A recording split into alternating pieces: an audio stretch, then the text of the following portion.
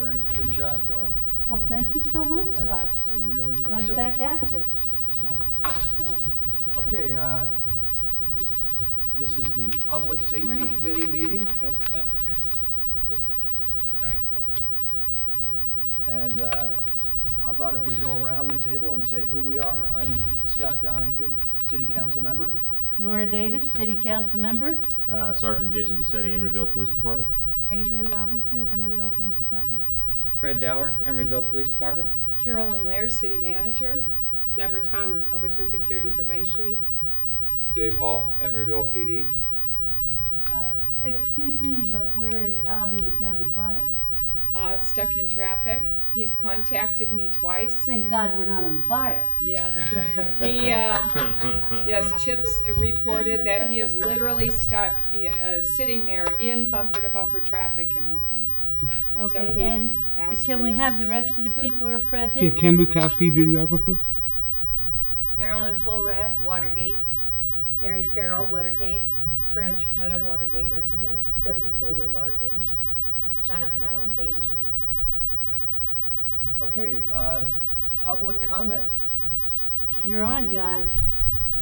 Well, we have a lot of concerns, you know, because we are a relatively good-sized community compared to the population of Emeryville.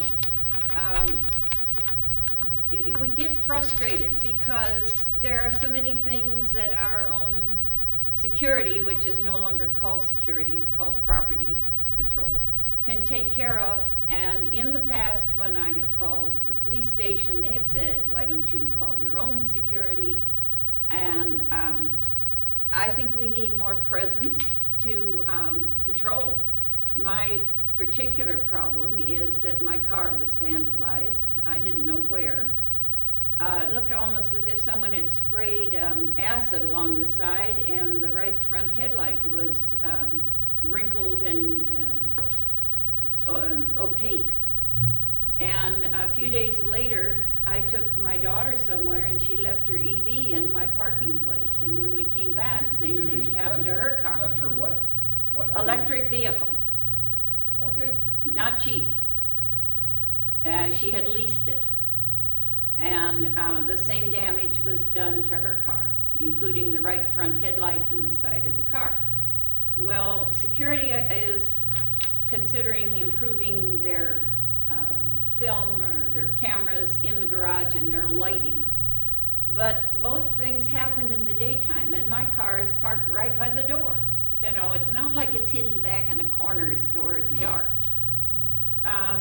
And we have other issues that people have been concerned about in the garages, vagrants sleeping in the cars, and women who go through there at night are a little uneasy about their own safety. So I don't know with whom I should speak, you know, call here, call our security. Who's going to do something about it? And I think all of us have, you know, concerns that are similar to that. We just want to see a gun. Or two. Oh. Hi, I'm Fran Chapetta. Just to continue with Marilyn, I'm getting confused of when to call the police and when to call our security. Do we decide if it's a crime and then call police? If it's just somebody making too much noise, is it our place? Is there some way to know who to call? Because we feel like we're not getting any coverage from the police, or rarely see them. Also, do you guys do like beat patrols like they do in a lot of big cities where a presence just will be around with the police? Something like that. So, who to call? Anyone else? One more issue. Trader Vic's, they have been having loud amplified music and going after 10 o'clock at night. Is that a police thing? Do I call the police and go, Thank you. Perfect time. or do you call Trader Vic's? Because nobody has answers to anything. Well, we'll just address them all. Okay. Yeah, normally we hear public comments. Okay. This is my first time, so, okay, thank you. Hi, I'm Vicki James. I'm at Watergate Complex. I too have the same question. The role of our security at Watergate and what the role is of the Emeryville Police. I know that the jobs, responsibilities of the Emeryville Police has really grown. It has really increased. I'm watching it on the news all the time. And it seems like I'm not asking for babysitting of what's going on at Watergate, but that phone call right there was from my daughter. Because my question to her was if she had heard anything at all from the security at Watergate or from anybody from the homeowner's office. No. I brought this letter that she wrote to me to let me know the specifics of what she's been putting up with. And they seem like they're just nagging type of complaints, but they're not exactly that. She lives in Emeryville. She commutes to Palo Alto every day. That's a long haul. And so when she comes home, she'd like to have some peace and quiet and some privacy. She doesn't have it. She's in a courtyard setting. At Watergate? At Watergate, Okay. yes. I'm a resident who lives at 7 Captain, a resident who lives at 7 Captain, number 230, regularly smokes outside of his ground floor courtyard balcony, where cigarette smoke heavily affects and comes into all the apartments immediately surrounding the area. There are at least 4 neighbors who have regularly complained. I was told to call Watergate Security every time it happens so it can be documented. It's awful. My entire apartment smells like cigarette smoke. I can vouch for that because I was sitting there on a hot day. You couldn't get any fresh air. You got tobacco smoke. Nothing has been done, and even after repeatedly calling security, nothing changes. The same resident also barbecues on a part of the concrete where he has created his own barbecue pit area. He often waters the area down, wasting tons of water. Then he barbecues 2 to 3 times a week, where heavy smoke and awful smells enter every neighborhood apartment. When it is a warm day, this is bad, since no other neighbors can keep their windows or their doors open without having the barbecue smoke. Repeatedly, I have called Watergate Security, and nothing, absolutely nothing gets resolved. This guy should probably not be allowed to barbecue, as it seems unsafe and it disturbs everybody around him big time. So this is my message from her, and she just confirms that no, nothing has been done at all from our security and at Watergate. I know this seems like a small concern, but I know how much the Emeryville police have to do just keeping things calm in Emeryville.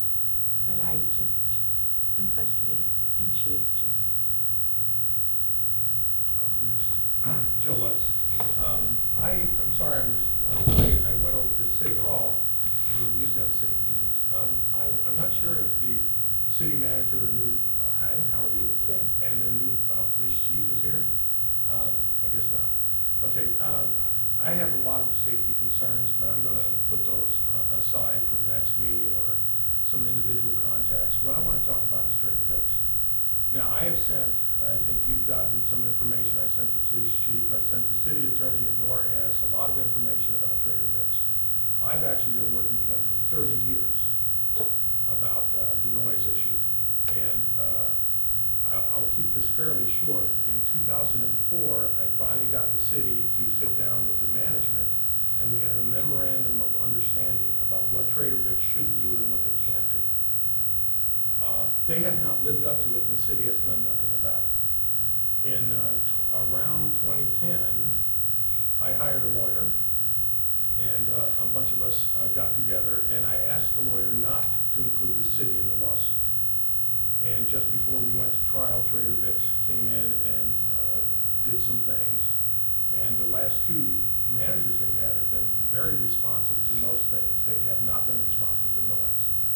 The issue is that that building was never meant to have music. When I moved here in '74, Is this loud music or is this pre-recorded? both. Live. Both. When I moved here in '74, Trader Vic's did not have that shed that they put in there, nor the patio. That happened in '82.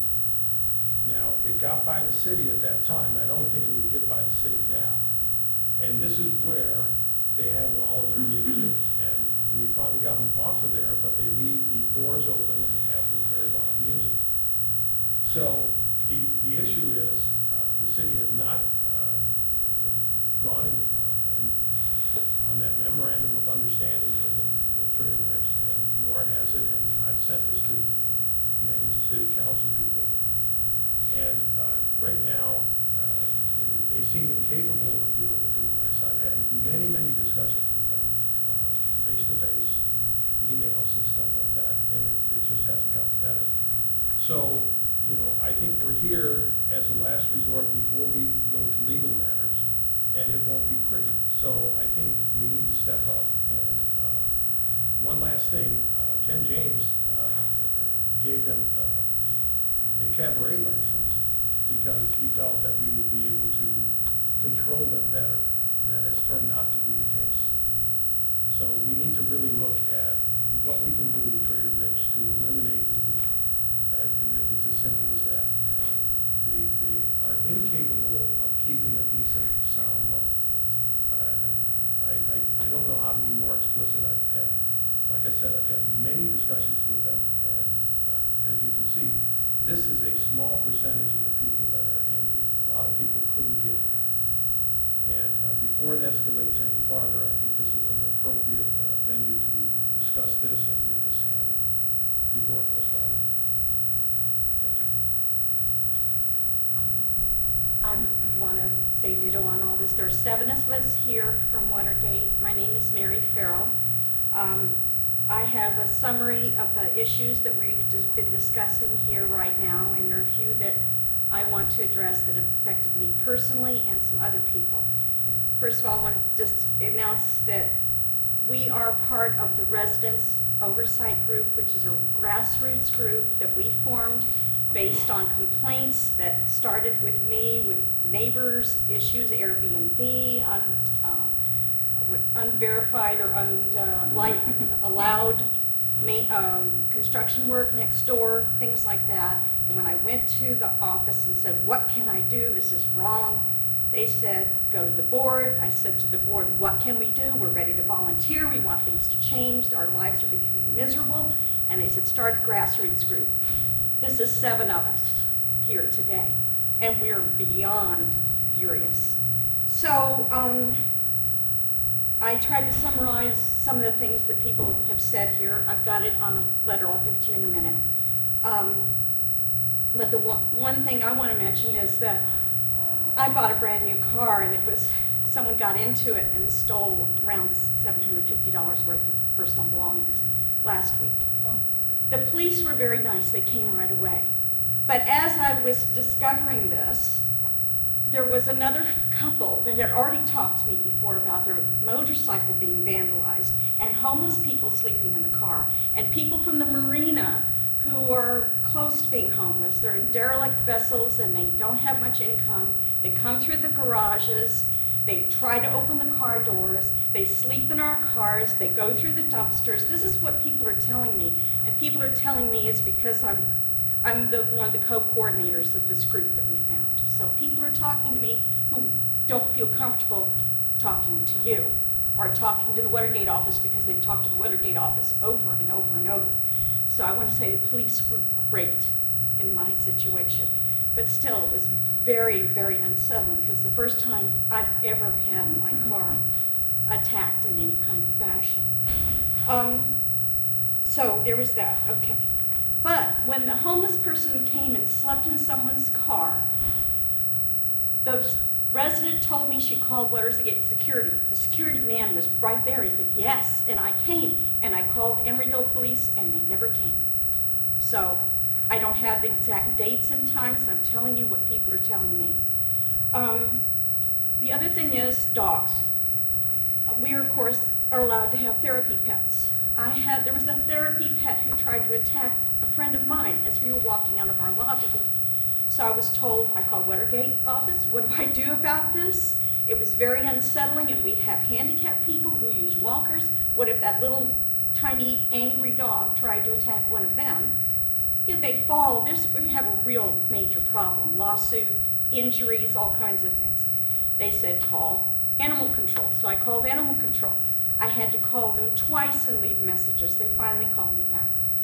The answer was, they can't do anything unless the animal actually succeeds in attacking someone, actually latches on. I don't know that that's the answer. I wrote Watergate about this, and Watergate wrote a long thing back about what dogs can and cannot do. So that's one of the reasons why we're here. I have some questions for you. Let's see. So basically our questions to you have been and are, can we have someone work on these issues with us? Is there a liaison person with the police department who can be our contact, our ear, the way our new city manager, Carolyn Lair, has offered to come and hear the Trader Vic's noise? If we had a police person, the way other cities have a community policeman, that would be very wonderful.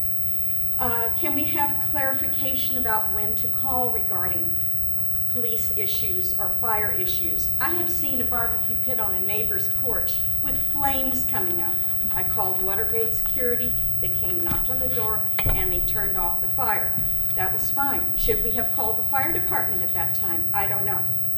And let's see.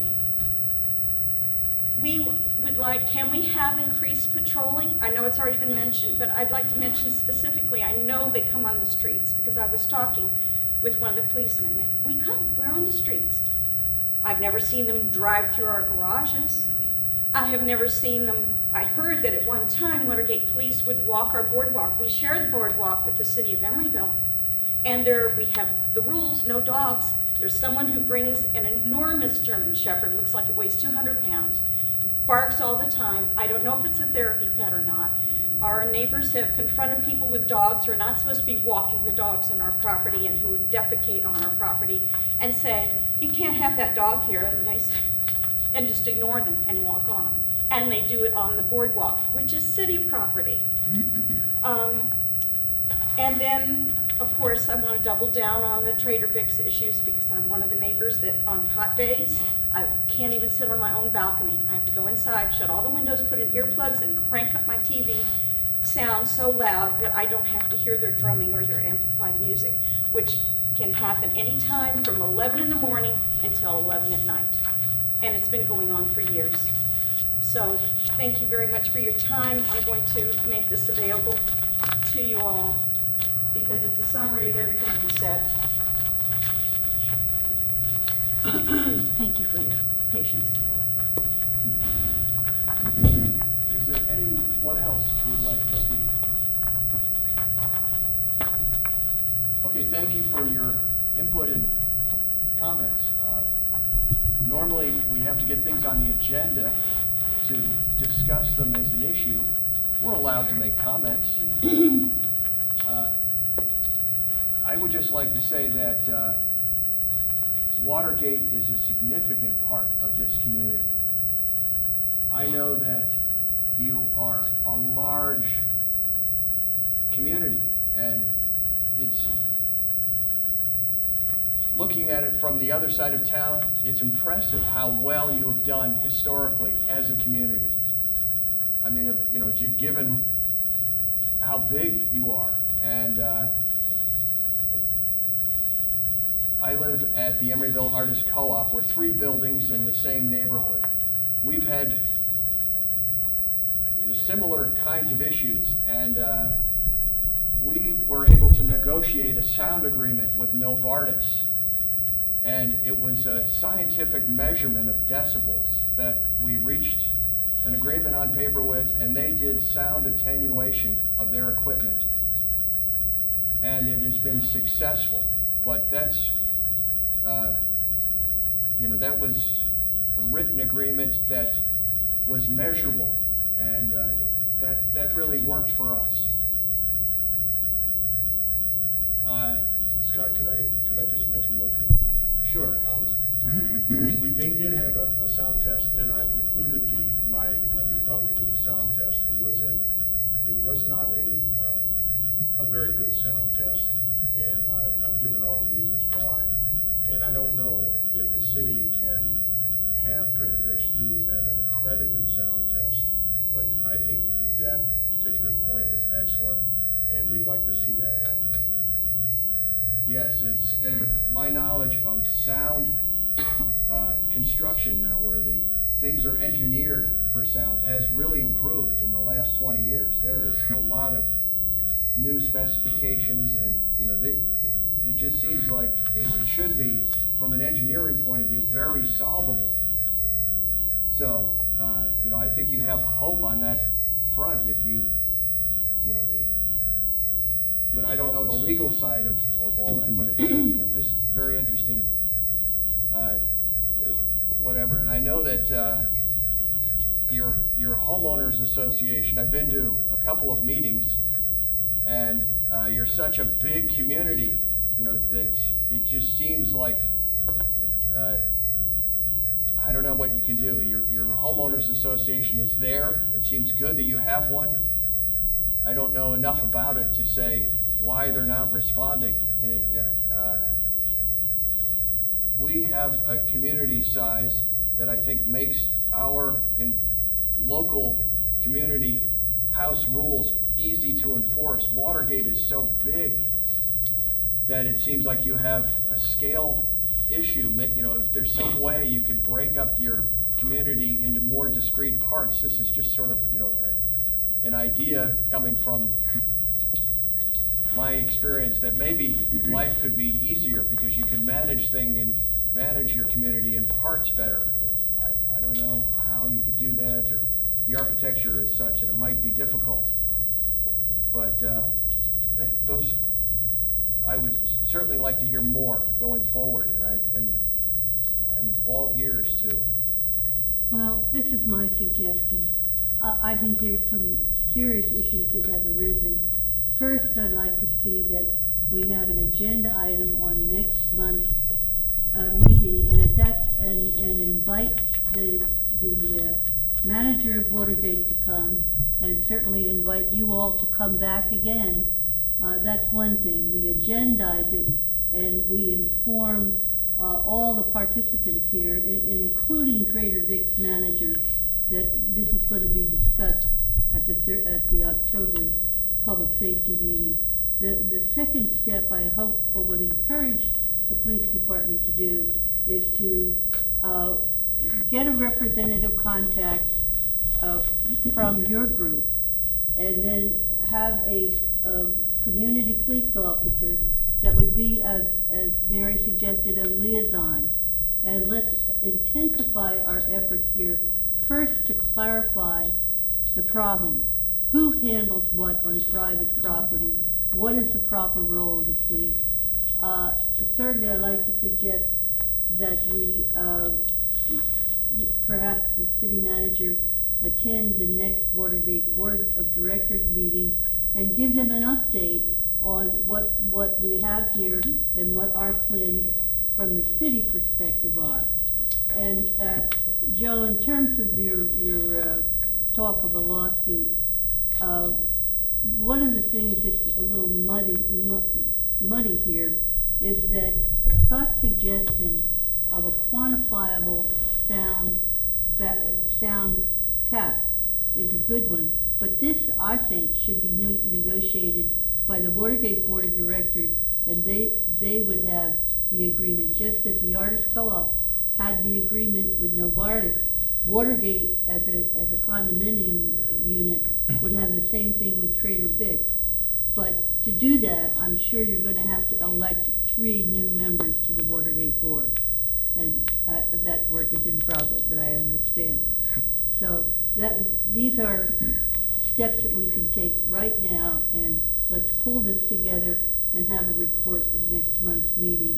And one would hope that the liaison would be established ASAP, and that we would have a report back from the liaison and the committee here. And we want the Watergate manager to know at all times, this has got to be a transparent, you know, nobody's doing anything behind anybody else's back. We've got problems here, we all have to work together to solve them. That's all I have to say. Nora, can I get a clarification of what you said about the board of directors and what their role would be with Trader Vic's? Would that be to have them do the sound test? Well, the board of directors would initiate, and the best person to talk to would be Scott, because he and the artist co-op went through this with Novartis.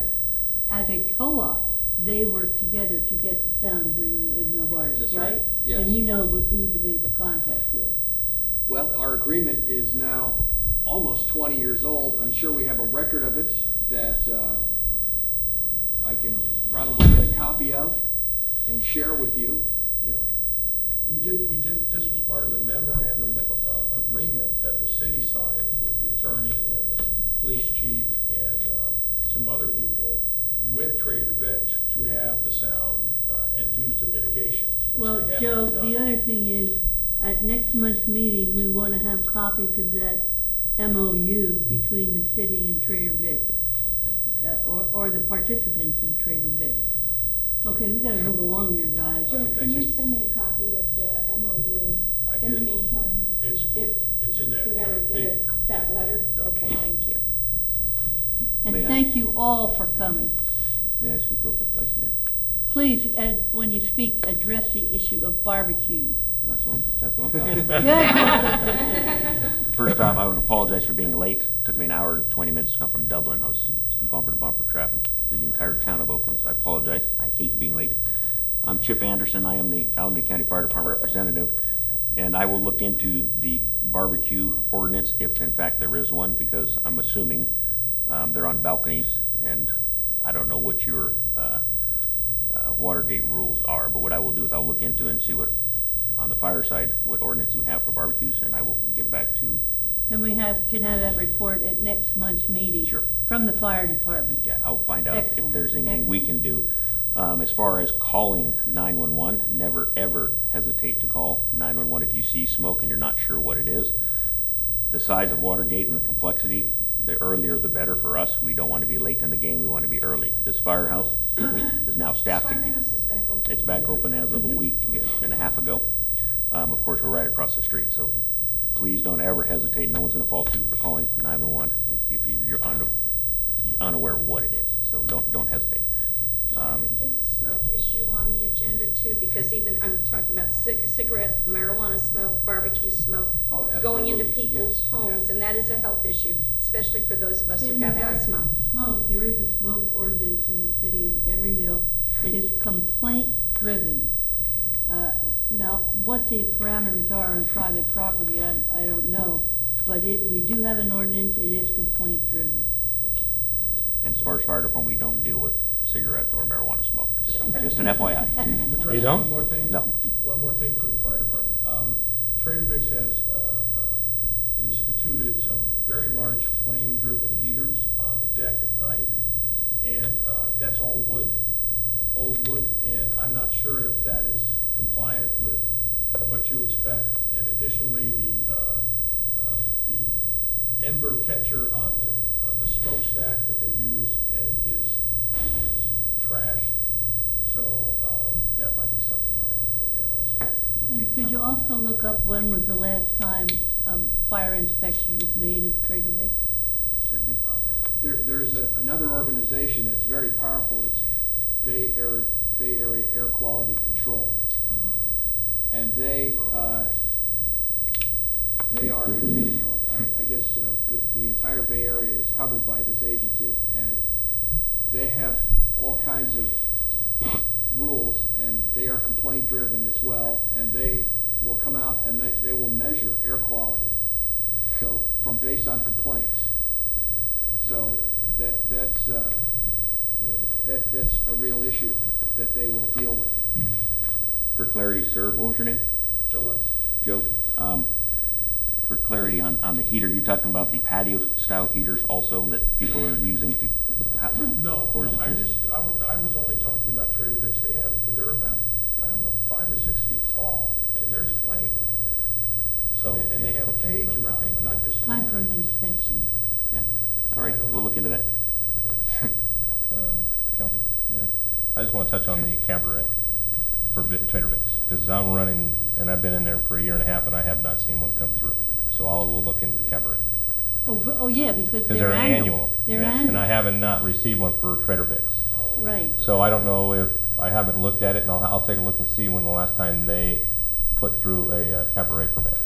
Because it's an annual license, and it has to be approved by the COP, I'm sorry, Chief of Police.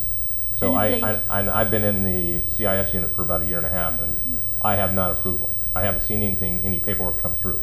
So I do not know what their cabaret is. And if they don't have a cabaret license, they can't have live music. They cannot have live or That includes drummers. they cannot have any DJ type music or live music. So any audible music that's creating Aren't you excess glad you noise. came today, Kurt? So, yeah, I'll look into it. Like I said, I haven't seen one for them, and I do them all. Thank you. And if it is indeed true that they cannot have live We'll music send a letter. without the cabaret license, we need a letter sent Yes. to put them on notice. No more live music. Correct.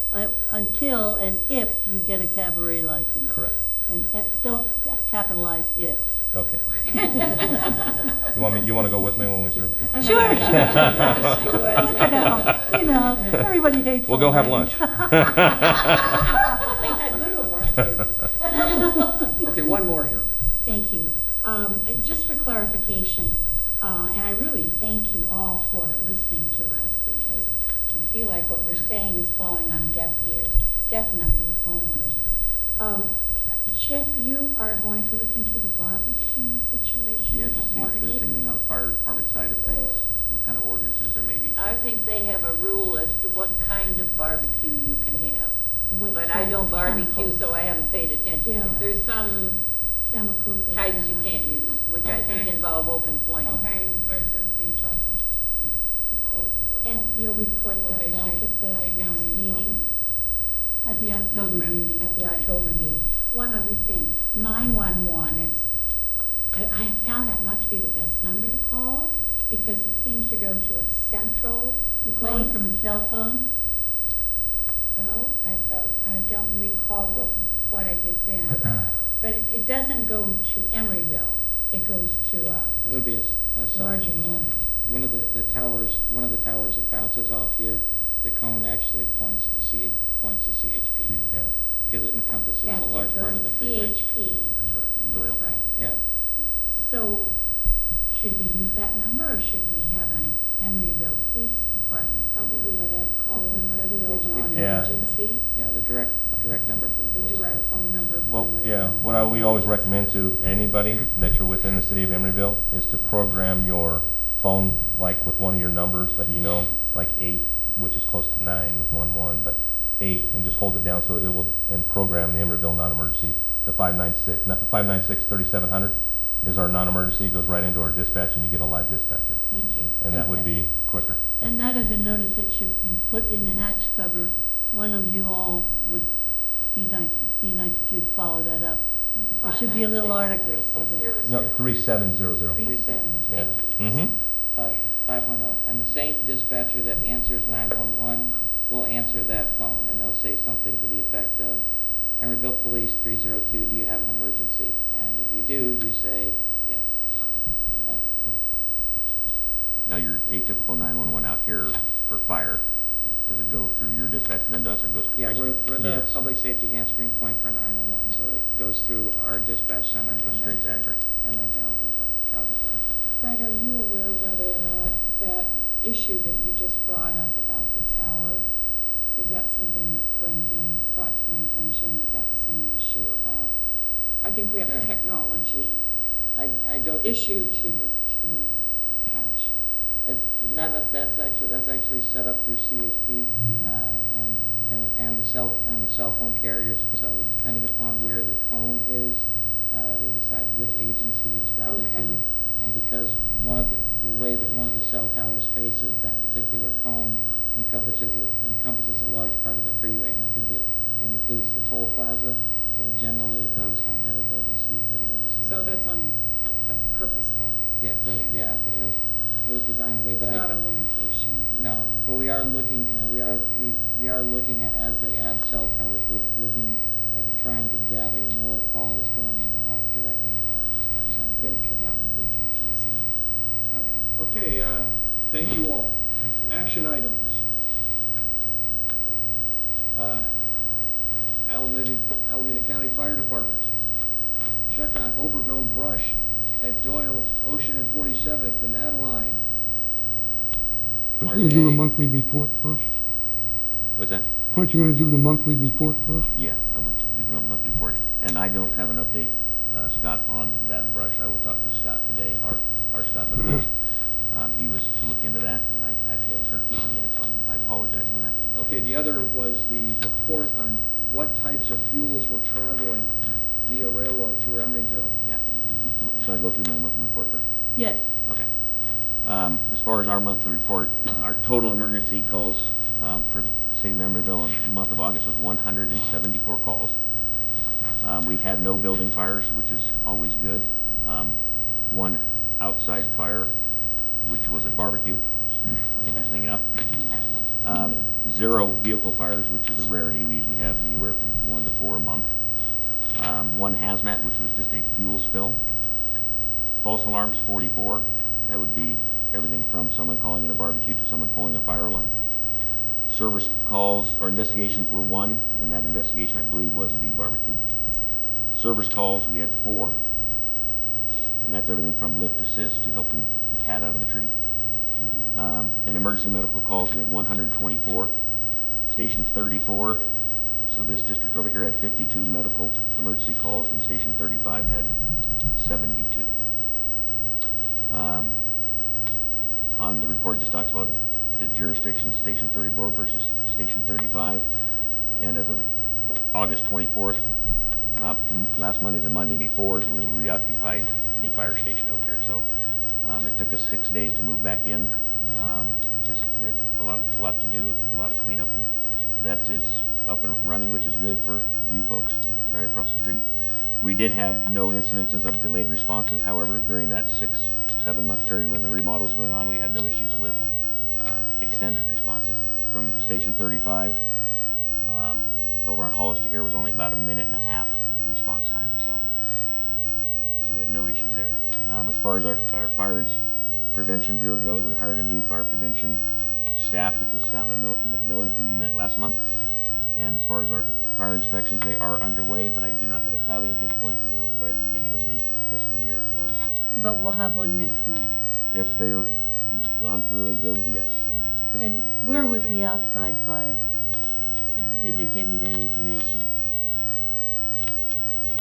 hold on, I got a lot of papers here.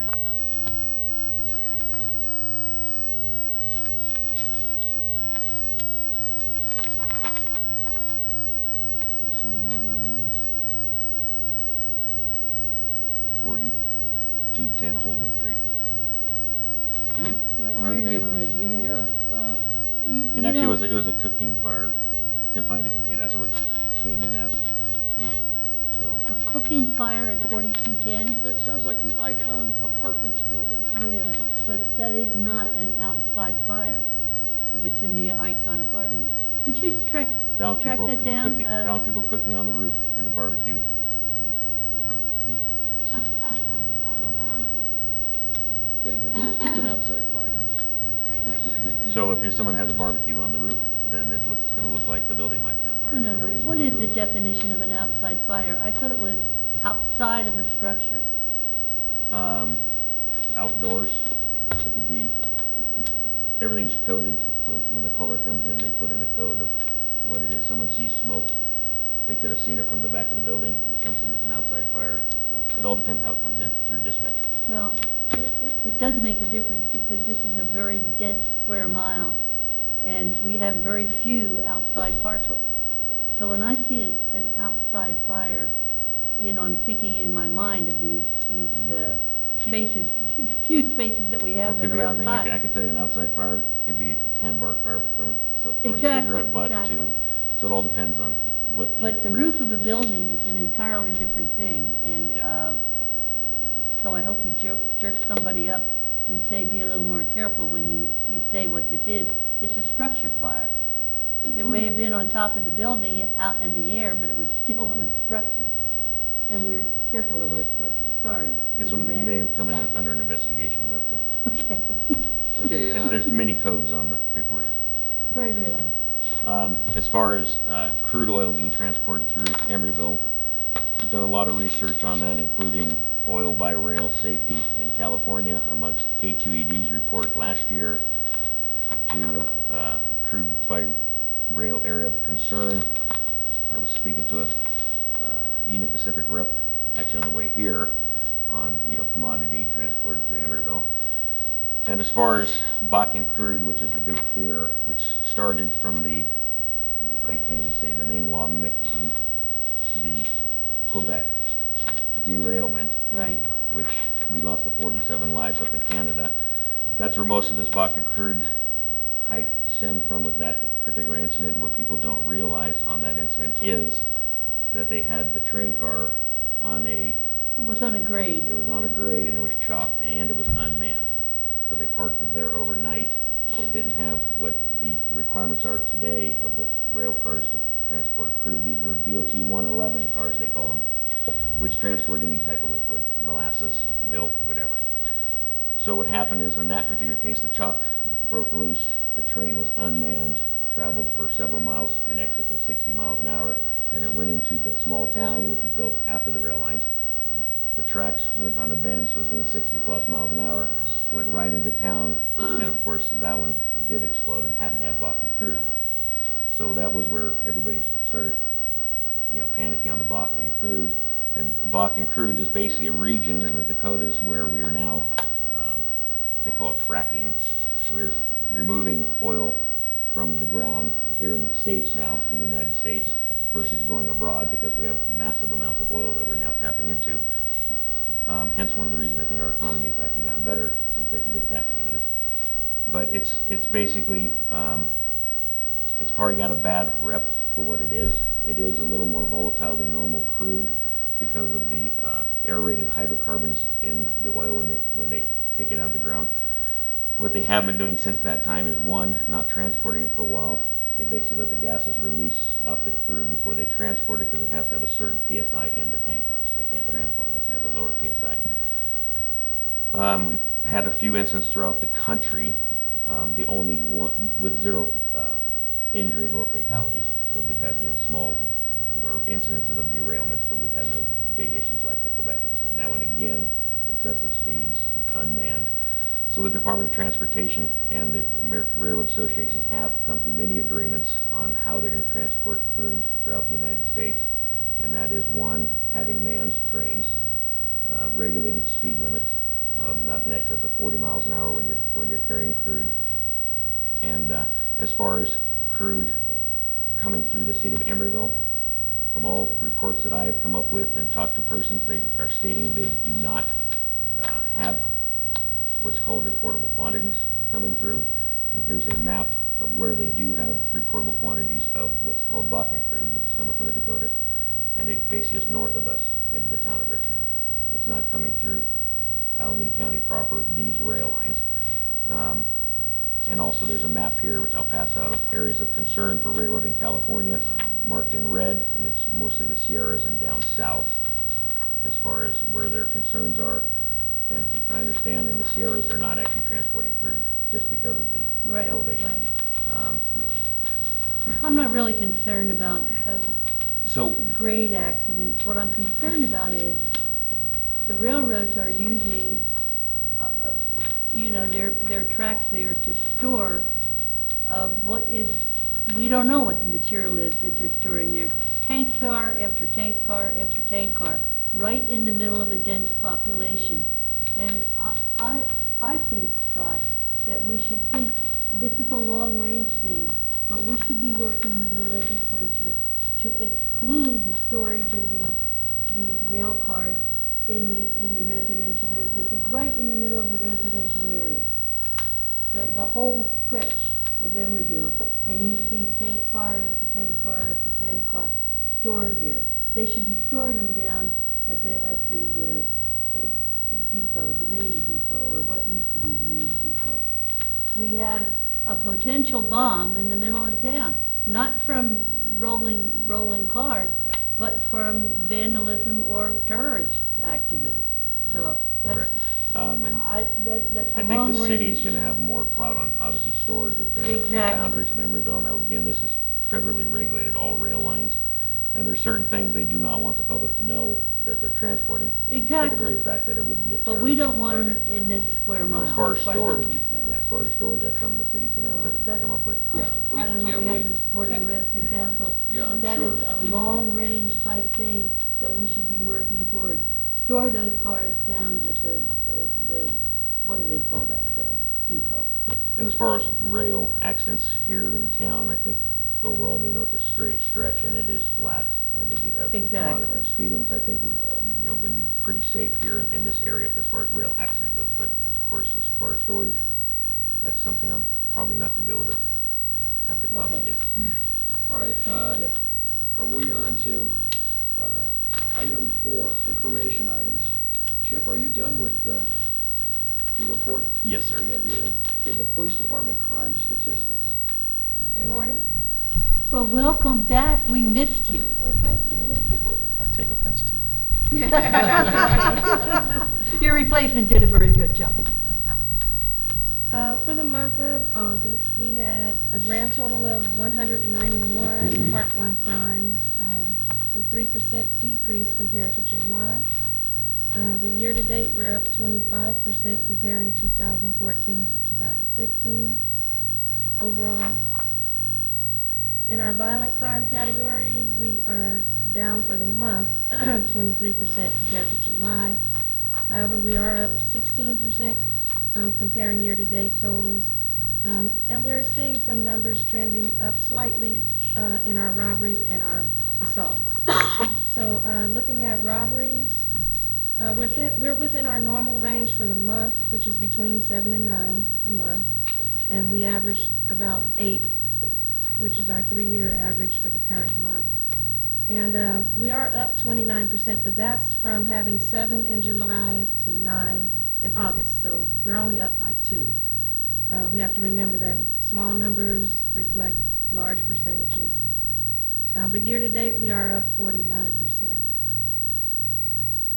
Translate that into numbers. Okay, we had 35 year-to-date in 2014 compared to 52 this year. It puts it more into perspective. Yes.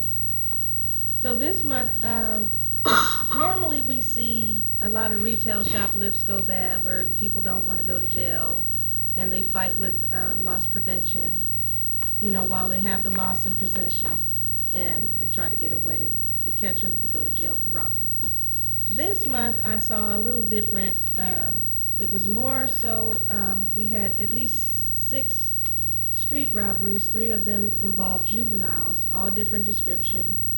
And we had 2 commercial establishments. CVS, a guy punched a clerk in the face and took money from the register. And then over at the Emeryville market, we had a robbery at knife point where the suspect robbed the employee of $500 plus $200 from the register. So we saw a little something different this month, but they all appear to be at random, no specific patterns right now for robberies. We did make any of the robberies involving firearms? Yes, we have 1 robbery at gunpoint, 65th and Hollis, and that was after midnight. A couple was out walking the dog, and some people approached them at gunpoint and took their cell phone and cash, or wallet and cash and cell phone. We also have the one in the public market at Enship. Yeah, in shape At parking gunpoint. lot, we had a robbery at gunpoint. That one's kind of SC though, right? Yeah, well, the victim's being uncooperative. Yeah. And when she means suspicious, SC means she means suspicious. Because the victim's not cooperating with our detectives right now. Not contacting us back, so it leads us to believe something else is driven. Okay. So we did make 3 arrests involving robberies this month, 2 juveniles, 1 adult. As far as aggravated assaults, they're down 67% compared to last month. No change year to date. We did have a shooting over at Bay Street Mall. We had, I guess there were 2 kids filming a group of other kids, and the kids from that group fired a gun at the 2 kids that were filming them, and they all ran. There were no reports of injuries, and we're still investigating that case right now. The footage I just handed over to Paul, it shows something different. Oh, it does. So I'm working with Detective Head on the case. These are not juveniles. They are adults, different races, a few Latinos, mostly black. But it looked like something that may have escalated from AMC. I think we're prone to saying juveniles at this time for Bay Street, so these are not juveniles.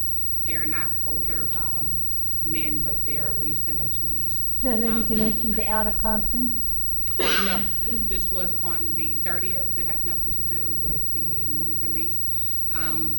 Just looking at the footage, it spilled out into structure 3A where it was contained at. You can see the group that was seen running. You can see them approaching the other group as if they were going to go fight. And when the other group, the group that was running towards them, spotted that someone had a gun, is when they took off running the other way. It doesn't look like the person wanted to intentionally shoot anyone because they shot up in the air. So on the footage, you cannot see them actually shooting the gun. It looks like you can see one walking towards the group with the gun and the other one going into the pocket. Once they get where the mobile is, you hear the gunshots and you see customers fleeing from the area. So all of that is obtained on the footage, and that is from the issued mobile dash cam. So, and it also, when they shot up in the air, the stucco at the top of the ceiling is what you've seen that came down on the windshield. So this does not look like juveniles. They look like adults. What was the size of the 2 groups? The size of the one that they were shooting at was large. It was probably about, I would say, 7 of them and maybe 4 of the ones that had the weapon. What's your policy when you see a relatively large group like that in the Well, normally, Nora, we have the 3 or more clearly loitering. right. These groups were not loitering. They were coming from the theater. And whatever looks like it happened up there just continued into 3A. So there was no way to really see if there's a problem. It looked like it started upstairs and it escalated to 3A. It looks like the group that was running followed them into 3A. So at that point, you're looking at people coming down the escalator, maybe a little loud, but you're not sure of what's going on. But they were not loitering or hanging out. It's just something that Is took 3A a parking garage? Correct. It's the 3rd level of the parking structure, Adam. Okay. On a separate issue, have you seen any rise in incidents since they have started serving hard liquor at the AMC? I really haven't seen a difference. I think people were already bringing their drinks in there to begin with. It's not like they get pat down on the way in. So I really have not seen anything different. What they do that was a little different for me is you don't have to see a movie to sit at the pub. And the AMC is not introducing any kind of security measures like the other theater chains? Well, I security do know, measures in that they have, pat them down for firearms and I stuff do like not that. see that. I just see people walking in, so no. You'll they let do us not know pat when down. they do that. I sure will. They do have armed security, though. They have some armed security, so I believe at this time, it used to be, when I first came on board, that everyone was armed. But I think due to budget cut, the sergeant or the highest ranking officer is armed, the other ones are unarmed. And that's only on, I believe, the nights of the weekend. They are not armed, I believe, through the week.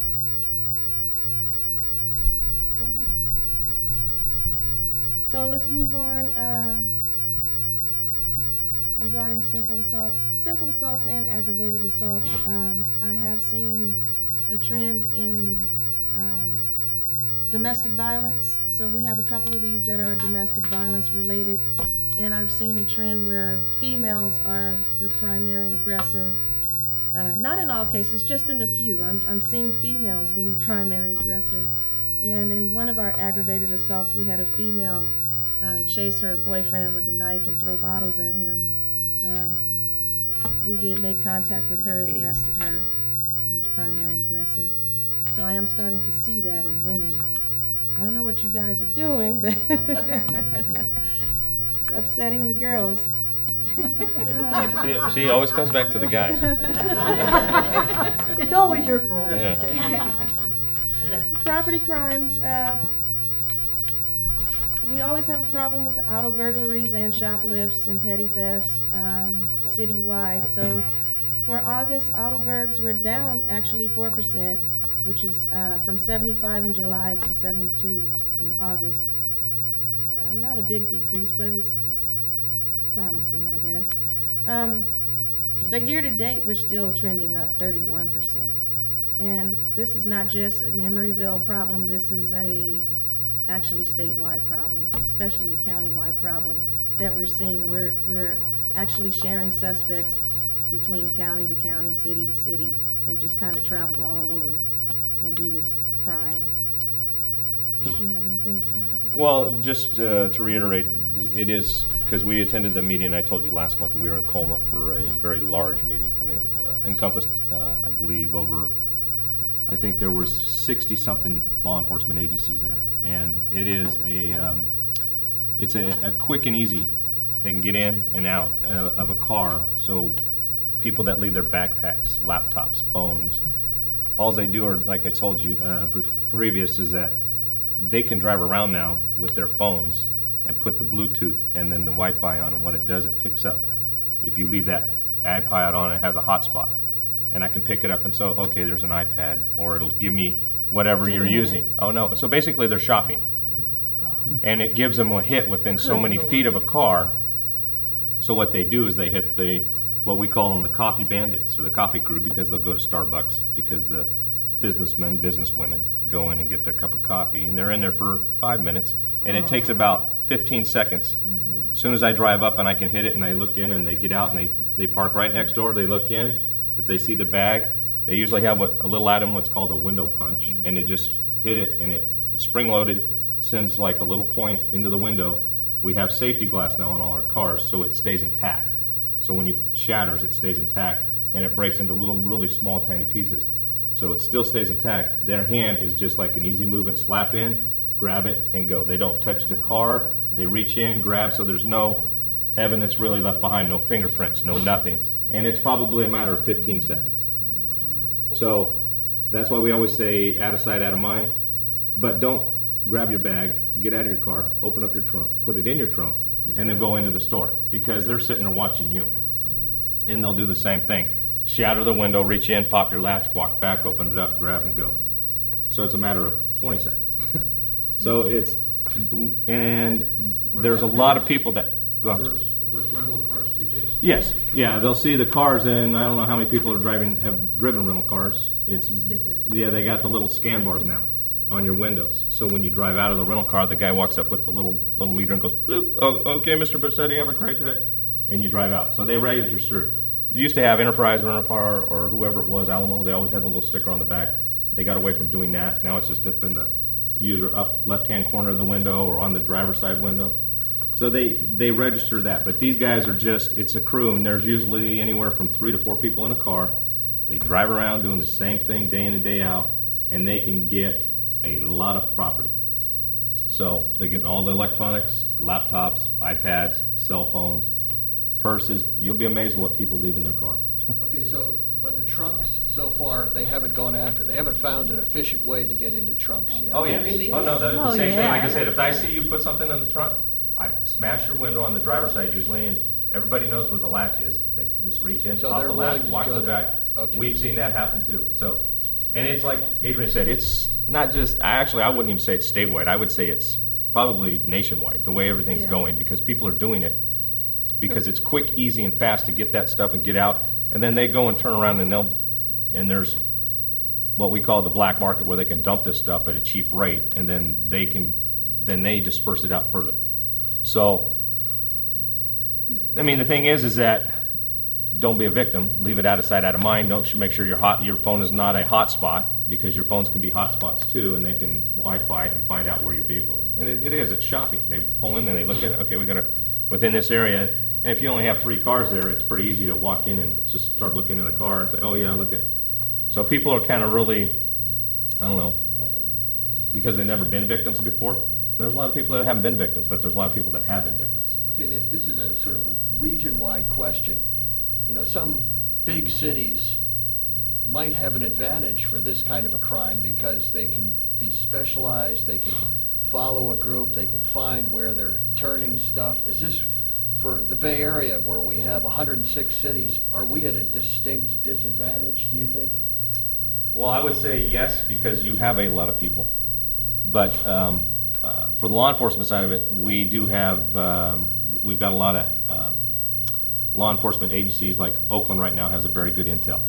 And they're actually working really hard on this group that we're seeing. And we're seeing some of these guys get arrested. But like I said, law enforcement, we can arrest these people and we can take them to jail. But it's a property crime, and so what you see is a revolving door. Prop 47, when it passed, really hammered us. And that's why we're seeing an influx, I think, in a lot of crime, not just property crime. I'm talking about violent crime. I mean, you're talking about, what was it, 7 police officers killed in the last 9 days? Right, right. Because they're challenging us, so you're gonna see an influx in a lot of different crime. Now, let me ask you something. You mentioned that sometimes it's four people in a car, a crew. Is there enough of a pattern established that if you see 4 people in a car, you can stop the car? Then you call it. It all depends on what you talk about, because you got to have some probable cause. Because then you go into the racial profiling thing, and Right, we're profiling right. people, we're profiling. Well, we have a very good working thing right now with East Bay Bridge Center, because they call us. They'll sit up in their camera and they start watching cars, and they'll see people back in, get out, look in the neighboring car. So they give you probable cause? They give us, that's a probable cause for us, because Okay. we've been called out a couple times on that. Are you doing anything like that? Yeah, if we see it. Good. East Bay Bridge, of course, is designed different. They're outside parking, we have structures Right, totally right. different. So I wanted to follow up on my query with Chief Hall here. I know that in big cities, they're able to make the connection between the fences of the product. And this is really helpful in breaking up the efficiency and getting the efficiency, but is there some way that between all of our area police departments, we can reach some kind of region-wide agreement, or even each department contributes a certain percentage of their budget or something to deal with the organized side of this before it just escalates? Or this is a question for you about this. Is there something that can be done? There are sources right now by which agencies share information with each other, because a lot of these issues, as Jason said, are regional issues. We're not impacted just in Emeryville, it's other agencies around us. So there's an incredible amount of information sharing that occurs very quickly. And we've had that happen in a number of instances. We had a shooting at the Pack and Save lot, and it had a vague description on the car, shared that information with other local agencies, and ultimately we were able to identify the car. But there's something very unique about Emeryville, and that is, in largest cities, often the people that are committing crimes are from somewhere near that area. and people will see cars that are familiar to them. They're able to identify suspects and so forth. Emeryville has two things. One, a lot of the victims are tourists. They're stopping here to spend the night, they're stopping at Denny's, they're here, and they're gonna keep on going. In fact, we had a car broken into down at the Chinese restaurant down by the marina. And what was stolen out of the car was, of course, a lot of value, about $50 to $100 worth of valuables, but in addition to that were visas. So here are some tourists to our country, and specifically stopping in Emeryville. They suffer a loss of personal belongings in addition to things that enable them to travel around. So that's one of the unique things to Emeryville, that so many of the victims are not necessarily from Emeryville, but they're in Emeryville when it occurs. So that adds another dynamic to how do you go about solving these crimes when they're in and out. They have no idea who is a resident. They have no idea who is a neighbor. Everything to them is unfamiliar. So it adds another dynamic for Jason and his folks to do a follow-up. So that's another challenge. So there are unique nuances to Emeryville that a lot of other cities do not experience just because of where it's located and who comes here. And workers, daytime workers, and a lot of tourists. This is unique. This is very unique for a city. But there is very good information sharing among the agencies in this region. I can actually say it's excellent. And it's amazing how closely all these officers work with each other, whether it's going north or going south. There's a very, very close relationship in terms of sharing information. And one of the things about the data, I'll say while I have the podium, is the data is, in one sense, it's a quantity. But when you look at the data, is it a quality? Does it qualify the information? Does it provide you with information? Yeah, this is what happened. It's anecdotal. But what does that tell you about the future? And what we look for are trends and patterns. In fact, Adrienne got onto something a couple of months ago. I don't know whether you mentioned it at the last public safety meeting, but she was able to anticipate within very, very close time when we anticipated a car was going to be broken into over by Chevys. And we were able to do that by looking at the data, analyzing it, determining patterns, and determining trends. And so rather than reacting to it, getting there first. So this is the value, also the added value of looking at, as we report crime data, it's anecdotal, granted, but it makes us think, okay, what's going to happen next and where's it going to happen and what time? So that's the value. Is that usually because you are anticipating that it's the repeat groups coming in, that they have a pattern? Yes. They have favored areas. Sure. And they have favored times of the day. Chevy's is a very favored area, as is Denny's. There are a number of, unfortunately, favored areas in Emeryville. But we're able to look at the data and anticipate. So that's the value in not only the quantity, but quantifying that information. Stan, I don't know if you're trying, are you trying to hit on if we have like task force that like we could give an officer to? There are agencies in Alameda, well there's groups or task force in Alameda County. Emeryville does not participate in it just because of staffing levels. Yes. Because it takes a body away from us to put him, like they have a 10A, well I'm sorry, stolen vehicle task force, they have robbery task force, and they have things like that within Alameda County. They have a South County team and they'll have a North County team. But we haven't participated in that because of just manpower for us. It's, we're taking a body away from Emeryville to be citywide, to be able to come back and help us out. But we do contact those guys and they do help us with information. They'll give us, hey, you guys got it, this is a good crew working up in your area. So, we usually know who the players are. We call the players but with the 459 autos, it's not just this group or this group. We've got guys coming from San Mateo. We've got guys coming from Sacramento.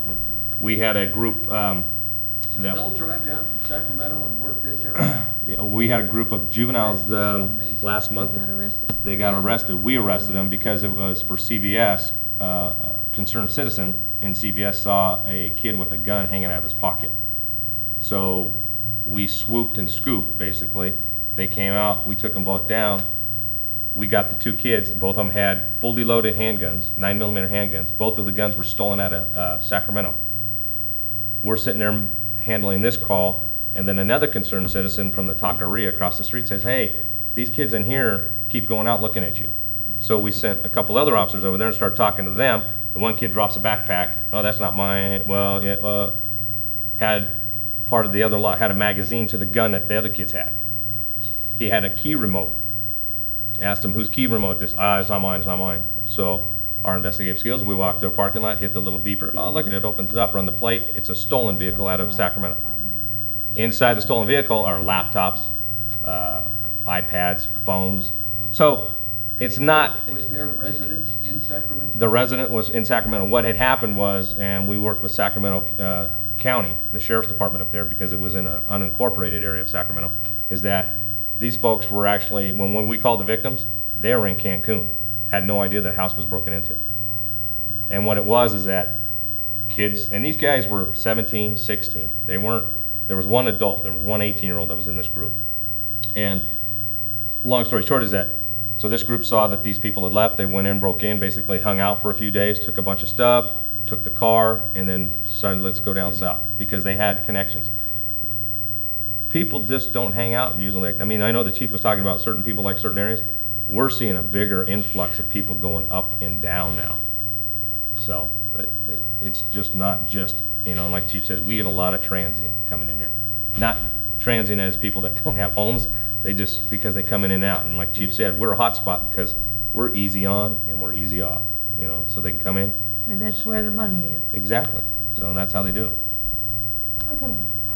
Okay, thank you for the overview there. You're welcome. Thank you. Oh, you Maria, want do you to have more that you I want to have a little more, but I can be Yes, done no, if you let's want me hear to. Okay, commercial burglaries. We had a pattern of commercial burgs where businesses were being broken into. Started in June, July, and then ended in August. We made an arrest based off of a prediction, like Chief was talking about, that I made. I'll give her a little pat on the back. It was a good job. This guy was targeting businesses that had iMac computers and Dell laptops, and he'd put a rock in a sock and smash the window, go in and take the property and go on about his business. And he was doing this about every 2 weeks, and he would hit like once or twice, and then he'd cool off, and then he'd come back and hit us again. I called Berkeley and Oakland. Oakland, they were a little too busy to answer my question, but Berkeley had the same issue going on. We did get some video footage of this guy, so I had a picture, and he had his tan gloves on, and he had the loss in his hand, but his face was a little blurry. You couldn't really make out who he was. Is this all at night? Yeah, this is at night between 11:30 and 4:30 a.m. And Officer Burrell happened to be patrolling the area based on the bulletin that I put out, and he saw this guy walking the street.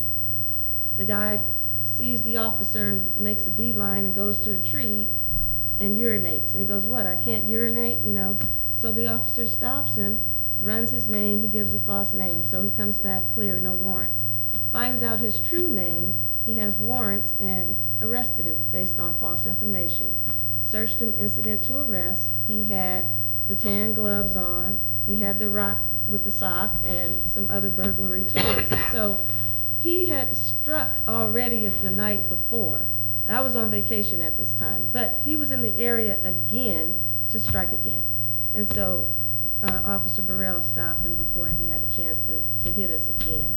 But I thought that was pretty good. And this was based on time of day of the week, and geographic area where we thought he may hit again. Excellent, excellent.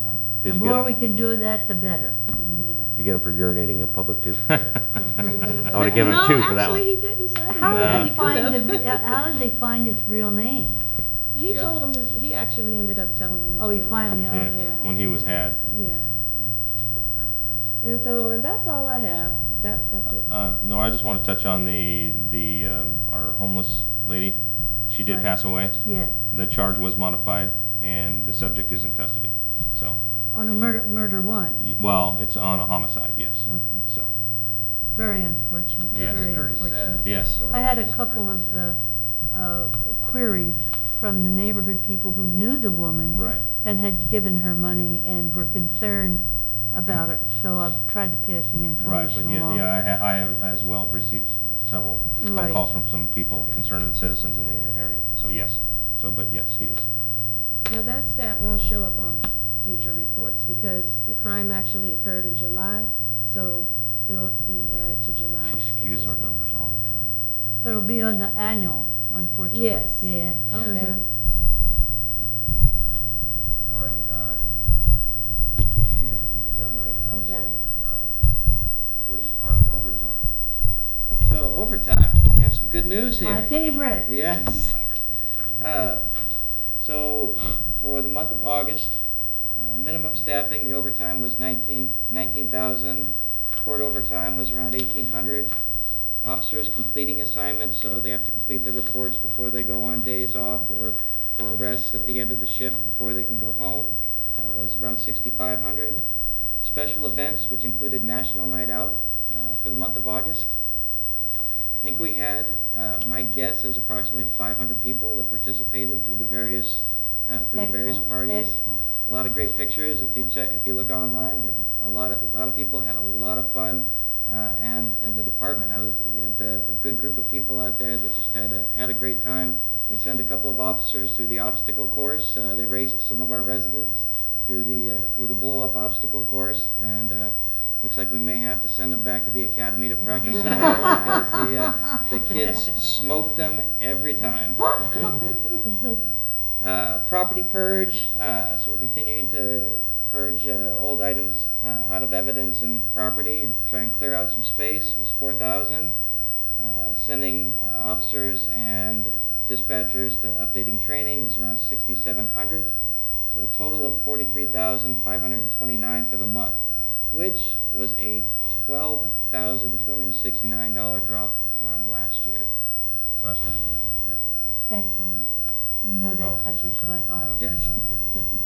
Is that partly explainable because we are increased in our staffing? I think part of it, part of it may be the 12-hour shifts. I think we're also not dealing with as many protests as we were dealing with last year. It's started to die down. Although I know there were a lot of people that showed up at the council meeting. Indeed. On Tuesday, but yeah, I think you're seeing a decrease in the amount of resources that we have to send to those types of incidents. Thank you. Okay, staff comments. We will be we'll be starting up the coffee with the city manager on September 9th at 9 a.m. And that is, as I mentioned to several of you, an open opportunity for residents to come by to my office at City Hall and chat about anything that might be on your mind. And I'll try and have a few interesting things to share. So it's open and informal. Then also our really big news is that we will be bringing on a new chief of police. Chief Jennifer Tejada will be joining us on September 15th. That is the date of a council meeting. She will be sworn in. I understand there's a all-hands meeting earlier that day here, and there will be another ceremony and recognition event going on there. What time is that, Carolyn? The all-hands meeting. Well, we originally scheduled for 7 o'clock, but we may move that later 7 to o'clock. AM. Who wants to come pick you I up? think Clearly, Nora, they don't wish us there. I'm Not about midnight, but. hint that we may want to change that time, Nora. I'm not sure. But Will there be we're donuts? reconsidering the time into the evening, just before city council. So we talked about that this morning. So But we, you would have that here, or yes, would you have it at? all hands would be here. Let's think about that a little bit, because Are you inviting the council members to that all hands? The all hands was for all department members, but we can certainly invite council members to that as well. Well, I, for one, I would hope you would invite the council. The police and the fire are the backbone of this city, and I definitely, but if I could urge you to have that all hands in, say, like 10 or 11 o'clock in the morning, because a lot of stuff goes on right before the council meeting. You know, we might have a closed session or something like that. So, what do you say? Well, I Scott? just, by all hands, that means the entire police department? Yes. Staff. The staff, okay, well, I want to make sure whenever we have it is statistically a low incident time. You know, I'm just like, that's my first inclination. What's going to happen if everybody's getting together all of a sudden? Pardon? Our We have a town department head could, meeting on Tuesday morning. you know, maybe. Yeah. Well, that. So have your department head meeting here. Grounded. Yeah. I Well, mean, what the hell? Have your department head meeting here at 10 o'clock and have your I all mean, hands at 11. would it be safer to have the meeting here, so everybody's like, okay, we're gone, we got an incident? Well, they can respond from anywhere. They have their handy talkies and so forth. But one of the things that we considered when we set the time was that we have officers working 12-hour shifts. And they have very, very long commutes. So if they get off work at 6 o'clock in the morning and we meet at 10 or 11 o'clock, we're going to, because some of them have to come back to work some hours later. So what we wanted to try to do is find a time that would be most convenient for our officers so that all could attend, still have some time for some sleep, and have time to drive back and forth to the home. So we can take a look at it another time. Hold the phone. You sold me. 7 a.m. is okay. I'll be here at 7 Yeah, a.m. we don't want to, you know, people need to rest. And of course, we'll have the council meeting that That's right. night. Right, And right. for council members and, you know, the public, No, additional but people. your rationale is, the emphasis was where it should be. Our police need to have their sleep, as far as I'm concerned. They do. All right. Thank you. 7 a.m. Oh my God. Well, what's the end of shift? I thought end of shift was 8 o'clock. 6 a.m. Oh, I wish it was. No, 6 o'clock. 4 end of shift is 4 a.m. and 6 a.m. Ah, okay. That's after 7's working reasonable. 12 hours. And some of them have many, many miles to commute. Some commute actually 100 miles each way, back and forth to work. That is So, not good news, and I don't really like no. to hear that, but Well, moving along. that's, shows how dedicated they are to drive that far to get to work. But just quickly, by way of background, she comes to us as having served for approximately 4 years as chief for the city of Sausalito. So it's very exciting, very talented individual, well-rounded, I think, and we're very fortunate to attract that kind of talent. So One side of the bay for the September other. 15th. Pardon? One side of the bay for the other. She's just gonna boat across. She lives in the East Bay, I know right? she does. I just say- Yes, she lives. Good I choice. guess, Get her off the in road. Orinda. Yeah. So this will Okay. be a great opportunity Dave, for her. Two more things very quickly. One of them is going back to the overtime. The manager asked us to take a look at how we're managing overtime. So I want to make sure that there are a lot of factors driving overtime, but one of them is we need to make sure that we're managing it wisely and looking at how many people are required at events and so forth. And that started with July the 4th celebration. We cut back quite a bit on staffing over prior years and see how it worked. This year it worked okay. And we're also looking at other efficiencies in terms of trying to save overtime. So that was requested of us by the city manager. The other thing, this last Saturday, we had a test, physical testing for folks who are interested in being police recruits. And during the testing, a young man fell, passed out, and basically died. And Fred and one of our officers administered some, I'm being very brief with this, some life-saving techniques that literally saved this young man's life. Alameda County fire department was very close by, literally just a couple of minutes away. They were able to get him to the hospital very quickly. He was in a form of a coma. The thing that's important about this is not only the life-saving that Fred and Arnie engaged in, but, and this is what to me is so fascinating about Emeryville, is they maintained contact with this young man. They'd never met him before. He was a stranger. They went to the hospital. They did follow up. They helped him contact his girlfriend. He was lived over in Alameda with a girlfriend. We're concerned about notification of family and so forth. And we have since that time maintained contact with the young man, and it's my understanding that he's improving. So it's not only the life-saving part, it's a follow-up to that I'm so terribly impressed with. You don't find that in every agency, with all due respect to other agencies. So there's an element of care and compassion in Emeryville that I see that I don't see in a whole lot of other places. I'm very, very proud of that, and very proud to be associated with that. Yeah, he literally flatlined Yeah. several times, and they just would not give up. No, and I mean, really, Paramedics Plus and Alameda County Fire, I mean, they were 1/10 of a mile away, and I can't tell you how happy I was that Station 17 is literally a driveway away from where we were. They were on the spot.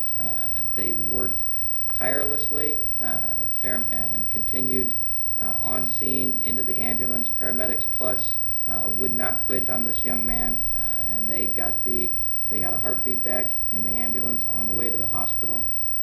And for somebody that did have the flat line, I actually went and spoke. To be able to actually go and speak to somebody a few days after that was amazing. But I cannot say enough about the fire crew, the battalion chief, the medic that was on scene, and the Paramedics Plus. They did an incredible job and did not give up. Well, then I wasn't Very good. really back at you on Put that. their heads up. We're on to staff comments. Mr. Bukowski, are you asking to? No, I'm just adjusting the camera. Oh, okay. Any other staff comments? Committee members? Yeah, the comment I have, before the group from Watergate leaves, can we give them a name to contact, to follow through on this liaison with the police? Should they contact Dave or contact Carolyn? As far as with the police. I would recommend for right now the contact as being Fred. Fred. Okay, who's the appointed leader? Okay, can you exchange cards with Fred? Just so we keep this flow moving. Thank you. So, Okay, that's all I have. I'd just like to say that for next month, we're gonna have, I guess, our new chief. I would like to have, as a part of the agenda, just the parameters for use of force by the police. And just so we can I'd like to be able to discuss that as an agenda item. So- Can I ask you, we can discuss this further and kind of determine, what is the best time.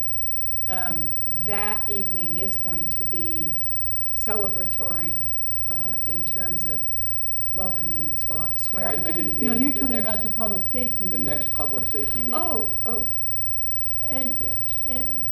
if I understand what you're asking for, Scott, there must be a policy that the police department has in writing, that we have it as the agenda item, and we discuss what is the present policy, which is in writing, as I understand. Yes, that's right. So, Use of force. just that we would go And this through is it. at the public safety meeting. At public. Got it, I see. So review of the general order. The general order, yeah. The review of general orders for use of force. Exactly. Yes. And Chief, I think you and I were talking about preparation of a memo regarding weaponry that provides some level of detail that would be provided outside of a council meeting that would provide further follow-up and detail about the weaponry that. You already sent that out, didn't you? Was it adequate detail that you? Certainly adequate, but it would not be harmful to have it on the next month's agenda so that people clearly understand. We do not have a militarized police force. And your explanation was excellent, Dave. So perhaps perhaps at the department head well, it's already item written. on the Yeah. agenda to, As to far as, give that report in as the far as meeting. some of the weapons we talked about last meeting, at the last safety committee meeting, Mhm. yeah, it'd be nice to have that available Okay. to the public, Mhm. because that was a very good discussion we had last meeting, and it explained a lot about how the military has to, has a different approach to weaponry, and how the police have to have a totally different approach, and what that difference is. That was very instructive. Mhm. We could have that as, some kind of written report. Is It was really that good. the kind of thing that we could promulgate in the Emeryville News? It would have to be vetted by the city attorney, clearly, and it would have to be probably slimmed down a little bit. But the main ideas and the main elements there certainly would be a good thing to get in the e-news, as far as I'm concerned. It's transparency, it's what's happening now, what we are actually doing now. Okay, that's the only thing I had, Yeah. and